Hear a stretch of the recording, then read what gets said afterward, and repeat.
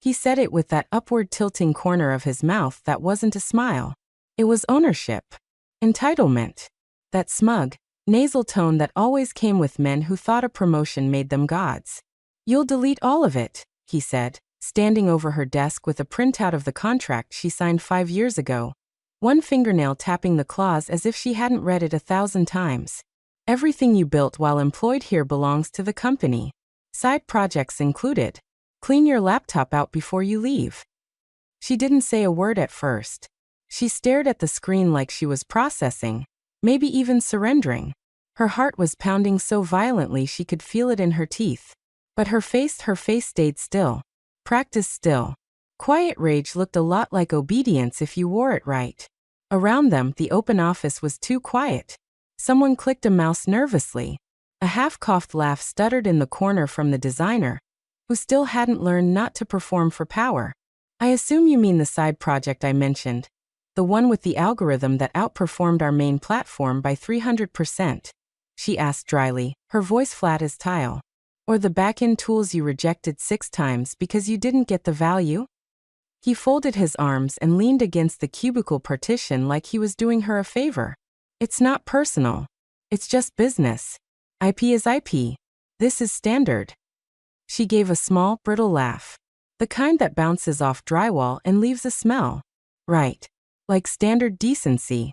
Or standard ethics." He didn't flinch. He was too drunk on authority, too new to the role, too used to being the golden boy. He assumed he was untouchable. And he assumed she was nothing. She slowly turned back to her screen, hands gliding over the keyboard like a pianist about to perform. She clicked into her directories, tools, models, dashboards, integrations. Years of work, innovation, finesse. Then she hit select all. He stood behind her like a teacher waiting for a misbehaving student to obey. "Deleting now," she said in a voice smooth as bleach. The files began to disappear, line by line. But her eyes didn't blink. She whispered something then. Soft. Barely audible. "What was that?" he asked, suspicious. She turned, finally meeting his gaze head-on. Her smile was thin as a razor. "I said I hope your backups work. Because I wasn't stupid enough to use your servers." His eyes narrowed. "That's a violation." "No," she said, voice calm and crisp. "It's called contingency planning. Look it up. Oh wait, you'd have to use my deleted documentation for that." A silence fell. For a moment, no one knew if this was theater or meltdown. No one moved. No one breathed. She stood up slowly, closed her laptop with reverent care, and reached for her bag. "You wanted compliance," she murmured. "You got it. Good luck explaining to the board how you just flushed our competitive edge, because your ego couldn't handle a woman knowing more than you." The smirk finally slipped. Just a flicker. But it was enough. As she walked out of the office, the heavy silence behind her felt like the pause between lightning and thunder. Inside, humiliation no longer burned. It crystallized into something colder. Something planned. He thought it was over. She knew it had just begun. The office lights above her buzzed softly, fluorescent and indifferent, casting a flat pallor over the death of a legacy. She sat back down, fingers poised like a surgeon's, calm, deliberate, lethal. Her boss had walked off thinking it was done, that she'd fall in line like a good little employee and wipe herself from the company's hard drives. He hadn't noticed the glint in her eyes, the way her lips didn't quite close around her smile. He hadn't stayed to supervise. Perfect.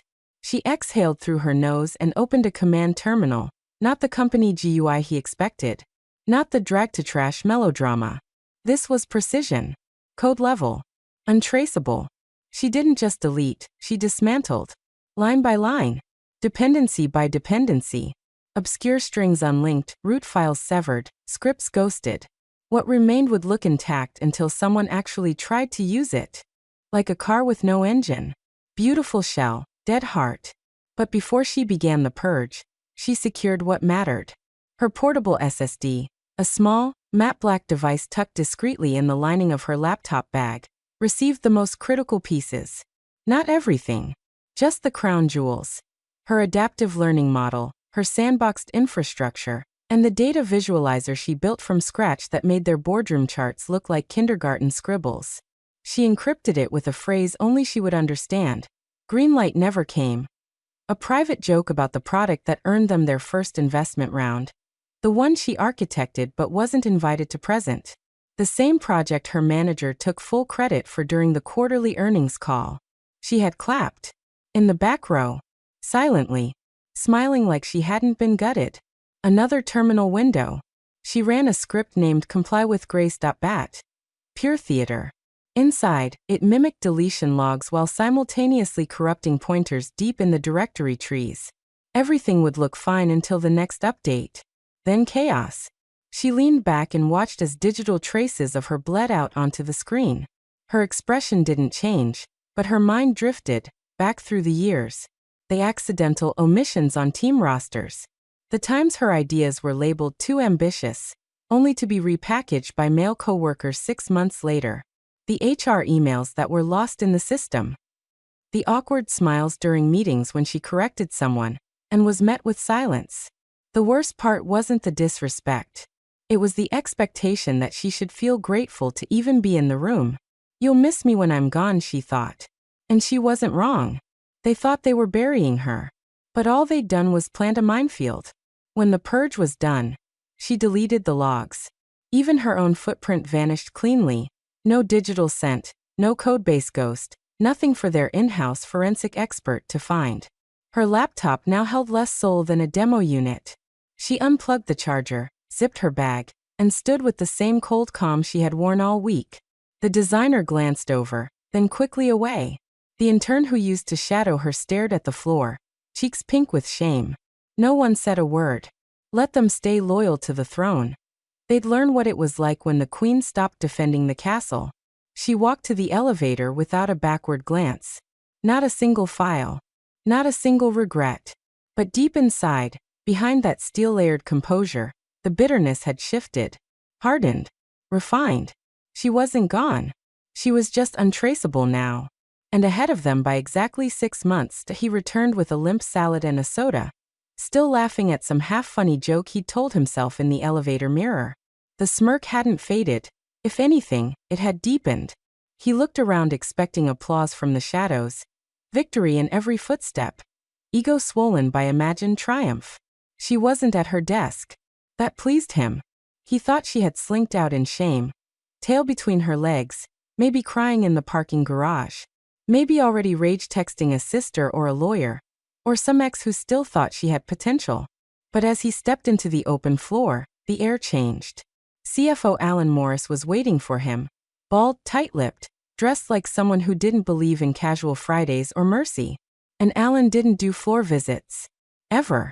If he left the executive tier, it meant the sky was burning or the ground had given out. Which, as it turned out, it had. Brad, the CFO said, no preamble. We need to talk. Now. Brad's smirk faltered just a bit. What's the rush? Alan didn't answer in words. He held out a company phone with a call still active, speaker on. A voice came through, clipped and tight. Yes, this is First Meridian. We're confirming multiple flagged attempts to process back-end financial transactions from your primary accounts. It appears several authentication scripts have failed. We've frozen all contractor payments pending manual override.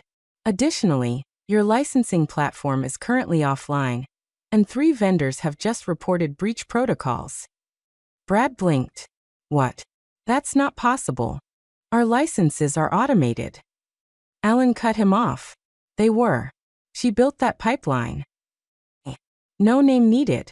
Every head nearby turned, but pretended not to. No one dared speak. Brad's face paled under the fluorescent light, a waxy sheen forming on his forehead. But she deleted everything. Alan's expression darkened. Exactly. She deleted it too cleanly. That wasn't an emotional meltdown. That was a surgical strike. From her spot near the kitchenette, coffee in hand, quiet as snowfall, she watched it unfold. Not gloating. Not interfering. Just observing. She stirred her coffee once, then twice, letting the silence do the heavy lifting. The CFO caught her gaze for a single flickering second. He said nothing, but the twitch in his eye said he understood now. Too late, of course. Brad, on the other hand, was unraveling by the second. You said it was a side project. You said it wasn't core. It became core, Alan snapped. That backend she built for fun? It ended up powering half our reporting infrastructure. You let her walk out with the only living documentation of our compliance matrix. People were standing now, pretending to stretch, pretending to check Slack messages, but everyone was listening. One woman mouthed "Oh my God" to another over the top of her monitor. Brad turned to look toward her empty desk and for the first time, realized that nothing was where it used to be. The energy, the stability, the quiet genius holding up his illusion of control. It was all gone. What remained was just static and silence. And panic. From the corner, she took another sip, the ceramic cup warm in her hands. They hadn't just fired her. They'd pulled the pin and handed her the grenade. And she hadn't even needed to throw it, just quietly walked out, leaving it ticking under their desks. The stakes weren't about ego anymore. This wasn't personal vendetta or bruised pride. This was the foundation of the company. Contracts, data streams, vendor trust, all fracturing in real time. No screams. No slam doors. Just a woman with a calm demeanor, a coffee cup, and the knowledge that the empire they built on her back was finally sinking under the weight of their own arrogance. And no one, not even the CFO, could stop it now. IT started with whispers, then pings, then full-blown Slack sirens, email flares, and hallway footsteps that turned from casual to frantic. The second floor smelled like panic sweat and toner ink. By mid-afternoon, the executive suite looked like a crime scene. The CIO was red-faced, gripping a phone with both hands as if sheer force could squeeze answers out of it. The CMO, who'd once snorted in a meeting that her data obsessions were inhibiting creative freedom, was now locked in a call with a furious brand partner, nodding like her head might snap off. In the middle of it all, Brad, boss of the hour, man of the moment, shrinking visibly by the minute. He was pacing in his office with the blinds wide open. Transparency theater, or maybe just a forgotten detail in his unraveling state. His jacket was off, tie loosened like he was auditioning for a workplace meltdown scene. Her files are gone, he barked into speakerphone. I told her to delete them. I ordered it. On the other end, legal. You told her to delete the system she designed? Without backing them up. She was bitter, rogue, non-compliant, he shot back, voice rising. She blindsided us. The CTO leaned against the glass wall, arms folded, unimpressed. That rogue code is what kept our compliance logs passing audit. Remember last October, when we dodged a six-figure fine? That was her patch. Brad snapped. She was replaceable. The silence that followed was deafening. The CFO stepped in then, deadpan. And yet here we are. 4 hours in, and not a single senior dev can reinitialize the pipeline. Clients can't access the platform. Payment integrations are frozen. Half the board is in a private thread wondering why we outsourced the company's brain to someone we now can't even get on the phone. At that exact moment, somewhere on the first floor, a conference call dropped. Again. For the 4th time. An intern screamed into a headset. I don't know why it's down, sir. We're working on it. The irony was surgical. Exquisite. And she wasn't even in the building anymore. She sat 3 blocks away, in the corner of a hole-in-the-wall ramen shop with the best miso broth in the city. Laptop open, but untouched. Phone face down. Chopsticks in hand, slicing noodles with absent-minded grace as the company she carried like deadweight for 5 years collapsed without her. She scrolled headlines with her free hand. Startup darling delays launch after system glitch. Vendor payments frozen across entire sector. Anonymous source claims she was the only one who understood the stack. She chuckled into her broth. It wasn't even bitter anymore, just absurd. She'd been told so many times she was overreacting, too detail-oriented, not a team player. She was called emotional for caring, called difficult for fixing what they broke. Now, the same men who called her replaceable were looking under desks for answers like toddlers hunting Easter eggs. Brad, in particular, was spinning like a glitching NPC. At one point, he tried to summon the junior engineer who had shadowed her. Poor kid looked like he'd seen a ghost. She didn't share access. Said I wasn't cleared. Why didn't you override? She told me if I ever tried, the system would auto-lock. Did it? Yeah. Of course it did. Brad's final Hail Mary? An all-hands email with her name in all caps, claiming she'd sabotaged systems and acted maliciously. He even quoted the IP clause in her contract. But legal replied first, firm and fast. You ordered deletion. That order voids chain of custody arguments. We're exposed. Fix the fallout instead of assigning blame. It wasn't just incompetence now, it was negligence. Executed in writing. She slurped the last of her broth, tossed the $20 on the table, and slipped on her coat. They thought they'd fired her. But what they really did was set the building on fire, and then ask her, too late, where the extinguisher was. By Friday morning, the executive floor was no longer a place for strategy, it was a battlefield of self-preservation. The glass-walled conference room, once a sanctum for quarterly bragging sessions and espresso-fueled brainstorming, had become an arena. Voices echoed through it like a cage match in pressed suits and pearl-white veneers. No more sycophantic applause. No more chuckling over KPI slides. Just finger-pointing, sweat, and the foul stench of fear. Don't look at me, the CTO snapped, jabbing a pen at the CIO. You told me the DevOps team was mirroring backups every Friday. Where's that data now? The CIO slammed his hand on the table. The automation relied on her scripts. You think I knew she was running the job manually after Jenkins broke last quarter? The CMO, who once called her a bit intense for branding conversations, threw up her hands, mascara smudged from hours of sleep-deprived panic. You all kept her siloed. We didn't even have documentation. You think I wanted a single point of failure on a marketing tool that costs us $30,000 a day when it's offline? Across the glass, Brad sat stiffly, eyes flicking between speakers like a condemned man waiting for his own name to surface. He looked older, less like a boss, more like a boy who got caught copying homework. His voice cracked when he finally spoke. She was territorial. She didn't share anything unless you asked exactly right. The CFO's eyes were twin razors. And you never thought to require documentation? Instead, you encouraged her to delete everything during her offboarding like we were cutting ties with a failed intern. Silence. Thick and acidic. Everyone knew what this was now. Blood in the water, and the sharks were circling. Nobody wanted the board to think this was their fault. So they shoved blame like hot coals, hoping to pass the burn to someone slower, someone already half on fire. And she wasn't watching from the sidelines anymore. She was listening. Because one of her old coworkers had started sending her screenshots, Slack threads, call transcripts, email forwards. Half the staff was leaking internal chaos to anyone who'd read it. Some of them were anonymous, but not all. Her allies, quiet, scattered, underestimated, were tired of watching her be erased and blamed. They were tired of pretending that the emperor wore anything at all. One DM just read. They said you were difficult. Turns out you were essential. Another. You were the only one who ever explained how things worked. Brad said your attitude was toxic. Now he's crying in the conference room. She read each message with a growing detachment, something cold and unfamiliar blooming in her chest.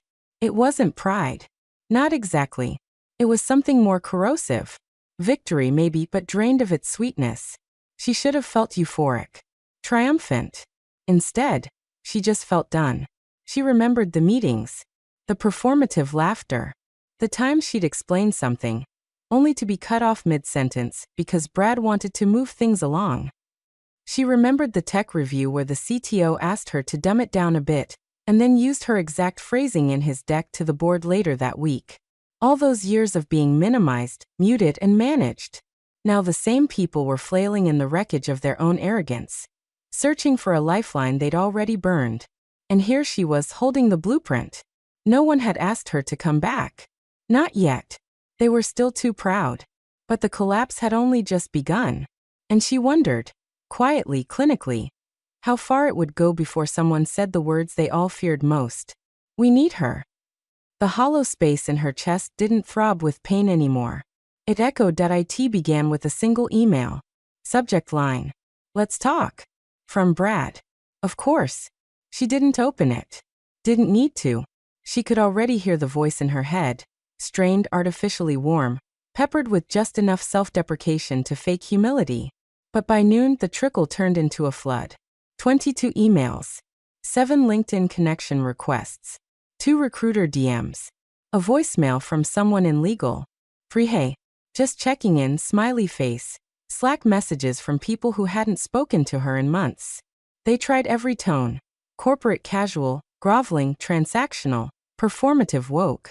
One email's subject line read, "Let's right this wrong together." Another, "What would it take to bring you back?" What it would take. A time machine. A spine. An ounce of respect back when it actually counted. She sat cross-legged on her couch, laptop propped on her knees, the messages growing in number like unpaid debts. Notifications blinked like needy children. The most desperate of them all was Brad's third message, timestamped 3:04 a.m. "You were right. I didn't understand how much you held together. The board wants you back. Name your price." Name her price. As if this were a poker game. As if her value could be recalculated now that they were bleeding out. As if dignity was retroactive. They dangled everything. A VP title. An equity package. A public apology, in a way that doesn't affect investor confidence. One even suggested putting her name on the next press release as lead architect. Like that would fix erasure. A thin smile curved across her lips. Not joy, more like irony curling into itself. She scrolled through the messages with idle detachment, like flipping through spam coupons. So many apologies crafted by committee, massaged by PR, hollowed out by fear. Not one said, "We saw you. We were wrong." Not one offered her power, only position. She closed her laptop. Let the messages pile up like trash on the curb. And in the deep, long pause of silence after, she felt it. Temptation. Real. Brief. Dangerous. There was a version of her, 2 years younger, still hopeful, still stretching herself thin to earn approval, that would have replied. Would have taken the offer. Would have rationalized the scraps as vindication. That version was dead. And her ghost was done explaining herself.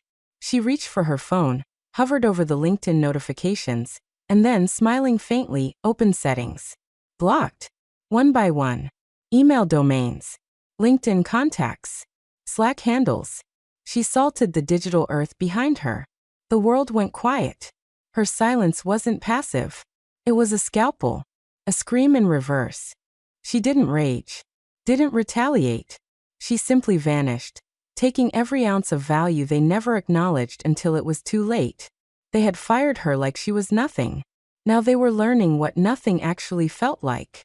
And still, they couldn't figure out why everything stopped working the moment she walked out the door. Why Monday morning, the carnage had gone viral. Tech sites picked up the scent first, some anonymous tip from a source close to the infrastructure team.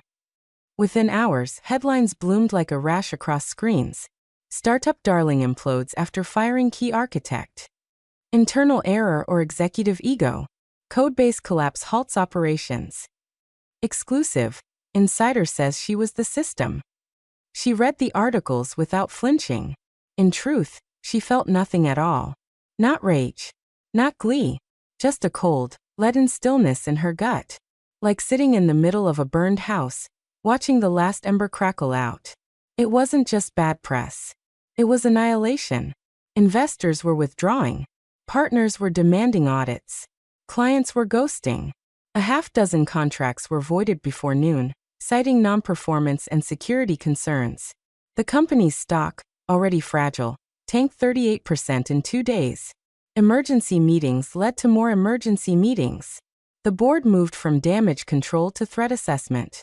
By Wednesday, the CFO resigned to pursue other opportunities. Translation. Jumped ship before the rot swallowed him. Brad was still there. Still trying to steady the ship with his captain's hat half on fire. A leaked video made the rounds. Brad, wild-eyed on a video call, shouting over his own CTO in a failed attempt to shift blame. She was unstable. She sabotaged us. But the tech blog that published it ran his rant alongside receipts. Git logs, version histories, even Slack messages praising her innovations months earlier. The comments section roasted him alive. Imagine firing the person who built your spine, and then wondering why you can't walk. She was the blueprint. Brad was just coloring inside her lines. CEO stands for cannot explain operations. The internet had found its villain and its ghost hero. Meanwhile, she watched it unfold from a distance. A cafe in another city, window cracked, sunlight soft on her arms. Her phone buzzed with a dozen messages a minute, none of them from anyone who mattered. A former intern sent her a text. Your silence is the loudest thing happening right now. She didn't reply, but she stared at the screen for a long time, the words echoing in her bones. It should have felt like triumph. The kind of righteous, storybook ending they don't give women in tech. The moment where the overlooked genius returns, carried on the shoulders of a stunned industry. But instead, it felt like standing on the ruins of a temple she spent years building with bare hands. They finally knew her name, only because she burned herself out of the frame. She closed her laptop gently, folded her hands in her lap, and whispered to no one, I told you I wasn't replaceable. The reckoning wasn't over, but the reckoning was theirs now. And she had no interest in helping them survive it that he found her on accident. Or maybe not. Maybe someone from the old office leaked her location, trying to curry favor with a sinking ship. Maybe Brad had just been spiraling for so long that desperation birthed clairvoyance. Either way, he showed up, sweating, frantic, still wearing that corporate armor. Expensive shoes scuffed from running, a blazer too formal for the summer heat, and the same hollow confidence that had once passed for leadership. She was exiting a co-working space, headphones in, sipping a smoothie, moving through her day like someone who had no ghosts left to dodge, until he stepped into her path. We need to talk. She didn't flinch, didn't even take out her headphones, just stared at him, unimpressed. He grabbed at the moment with both hands. Do you understand what you've done? The board's threatening legal action. Clients are gone. Vendors don't trust us. You think this is a win? This isn't revenge, it's professional suicide. She took out one earbud slowly. I'm not the one dying, Brad. His face twisted, half pleading, half furious. You think this makes you the hero? You've ruined people's jobs, careers. There are interns cleaning up your mess. My mess? She asked softly, dangerously. You didn't give us a chance to fix things. You just walked out, took everything with you. She let out a short laugh, dry as sandpaper. Fix things? You threw me out with a smirk and a clause. Delete your work, it belongs to us. That was the deal, wasn't it? His voice cracked. We can fix this. Come back. We'll make you CTO. Retroactive credit. Bonuses. Hell, I'll put out a statement apologizing if that's what you want. She tilted her head. The breeze moved through her hair, but she was still as stone. You don't want me back? She said. You want a bandage you can parade past investors. You want a name you once erased now written in bold across your sinking deck. I'm offering you power, he spat. Real power. No, she said. You're offering me the same table I was once forced to clean. Only now the legs are on fire. Brad stepped closer, rage rising. You're insane. Vindictive. Do you even care what you've done? She blinked, slow and cold. Then, with the quiet steel of someone who no longer needed to yell to be heard, she said it. You said everything I made belonged to you. Guess you were right. You own the ashes too. It landed like a bullet. His face fell. All that ego, all that smugness. The scaffolding cracked and slid away, leaving a man no longer angry, just empty. He opened his mouth again, but she was already turning. No reich. No Teatrix. Just the precise power of leaving when the other person is still scrambling for control. She walked away, slow, unbothered, her stride unshakable. The sun hit her shoulders. Her smoothie was still cold in her hand. Behind her, Brad didn't follow. He couldn't. He had nothing left to threaten. Nothing left to offer. And she, finally, had nothing left to prove. She didn't watch the news anymore. She didn't need to. The fallout had long passed the need for commentary. It was ambient now, like smoke in the walls of a building long after the fire's been put out. Even from miles away, she could smell it in the air. Desperation, denial, and the decaying perfume of power undone. The last message came in at 7:12 a.m. It was from a junior partner. Someone who had once smiled too widely in meetings and pretended not to hear when she was talked over. Please. They've gutted the team. They say Brad's stepping down. We're hemorrhaging clients. Legal's whispering about acquisition. You don't have to answer. Just, please know it wasn't all of us. She stared at the screen for a long time. No angif. No guilt. Just that familiar chill of clarity. She took a slow sip of her coffee. Black. Strong. Unapologetic. The morning sun pooled over the windowsill, casting a clean square of light across her small kitchen table. Outside, a siren wailed somewhere in the distance. Far enough away to be irrelevant, close enough to feel poetic. She opened the message, pressed block, and then finally, mercifully, closed the last door they had into her world. The laptop stayed shut. The inbox unread. LinkedIn wiped clean. Phone on Do Not Disturb. There would be no tell-all interview. No revenge tweet. No dramatic press statement. She'd left them with no villain to fight, no target to sue, no olive branch to beg for. Just silence. And it echoed louder than any war could. For years, they'd confused her compliance for consent, her brilliance for background noise, her anger for attitude. They'd siphoned her knowledge like fuel and called it collaboration. They dressed their dismissal in policy and wrapped their cowardice in HR protocol. Now they were left with exactly what they built. A hollow company. A crashed system. A legacy with a missing spine. And no amount of backpedaling, bonuses, or rebranding could code her back into the machine. She looked out the window. A breeze moved the curtains gently. The world spun on uncaring. She smiled. Turns out I didn't need to destroy them, she thought. All I had to do was leave. No vergibnis. No return. No regret. The silence she left behind would be louder than their quarterly losses, louder than their PR spin, louder than any forced apology could ever scream. And somewhere, deep in the wreckage they still refused to sweep up, her absence would hang in every failed login, every lost contract, every panicked boardroom whisper. She was right. She warned us. We didn't listen. And now they owned the ashes.